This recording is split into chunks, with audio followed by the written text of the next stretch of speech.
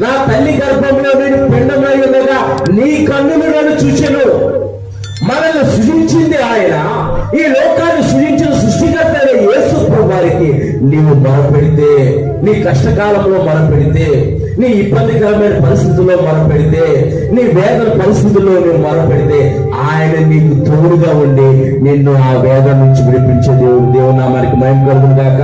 నీ శ్రమలో నీవు ఈ దేవుడికి మొరపెడితే ఆయన తప్పించుకునే మార్గాన్ని చూపించే దేవుడు, కానీ నేను మధ్యలో వదిలేసే దేవుడు కాదు. దేవుడు నామానికి మహిమ కలుగును గాక. వారి కష్టకాలం మంది యెహోవాకు మొరపెట్టిరి, ఆయన వారి ఆపదల నుండి వారిని విడిపించును.